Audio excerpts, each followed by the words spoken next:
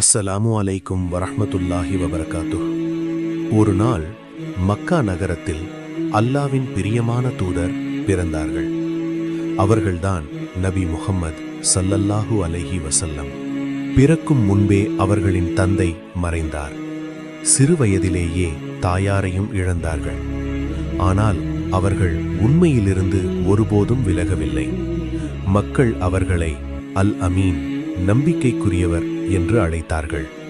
40 வயதில் அல்லாஹ் அவர்களை தேர்ந்தெடுத்து தூதராக ஆக்கினார். அவர்கள் மக்களிடம் அழைத்தார்கள், ஒரே அல்லாவை மட்டும் வணங்குங்கள். ஆனால் பலர் அவர்களை எதிர்த்தார்கள், துன்புறுத்தினார்கள். அவ்வளவு துன்பத்திலும் கூட நபி ஸல்லல்லாஹு அலைஹி வஸல்லம் அவர்கள் தம் மக்களுக்காக நன்மையே வேண்டினார். அவர்கள் துஆ செய்தார்கள், அல்லாவே, என் மக்களை மன்னித்தருள்வாயாக.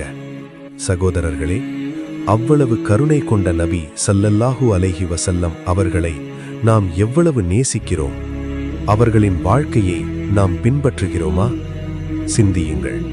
பிடித்திருந்தால் லைக், ஷேர் அண்ட் சப்ஸ்கிரைப் செய்து ஆதரவு அளிக்கவும்.